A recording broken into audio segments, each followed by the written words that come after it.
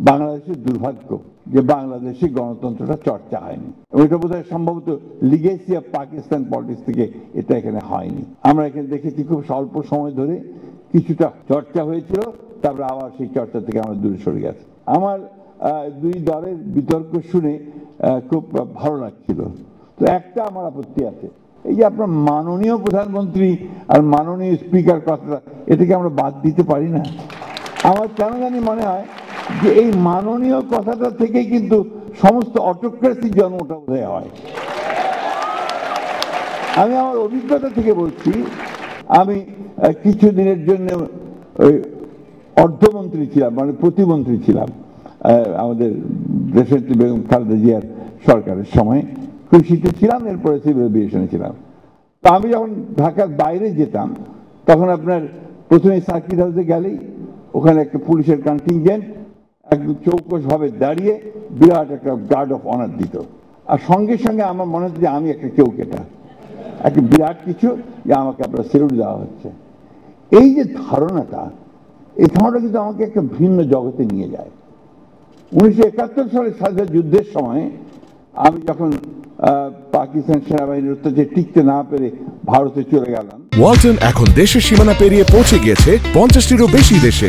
ওয়ালটন, ঘরে ঘরে বিশ্বজুড়ে। তো ওখানে 2 দিন পরেই ওই বিকেলবেলা একটা গাড়ি আসলো, অ্যাম্বাসেডার গাড়ি ভারতীয়, তার উপরে একটা আপনার এই লাইট বসানো, সামনে আপনার একজন মাত্র ব্যক্তি, তার হাতে বোধহয় সম্ভবত একটা ভেতরে বন্দুক ছিল, অর্থাৎ একটা গানম্যান।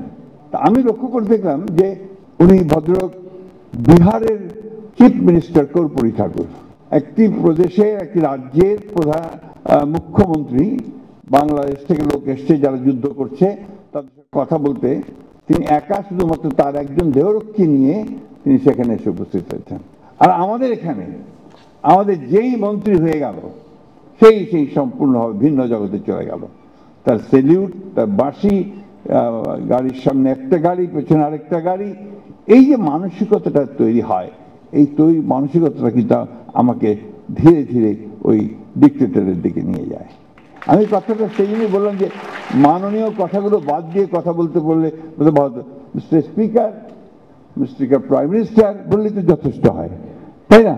তা আমরা মনে হয় যে আমাদের নতুন ছেলেরা এই বিষয়টা চালু করবে, তাহলে আমি মনে করবো যে অন্তত একটা বিষয়ে আমরা আমাদের কালচারের একটা জায়গাতে পৌঁছতে সক্ষম হব। আমরা যারা পুরনো মানুষ, সেই কিছুক্ষণ আগে বলছিলেন তোফাজ্জল হোসেন মালিক সাহেবের কথা বা আপনার জহুর আহমদ সাহেবের কথা, তাদের সময় থেকে আমরা দেখছি।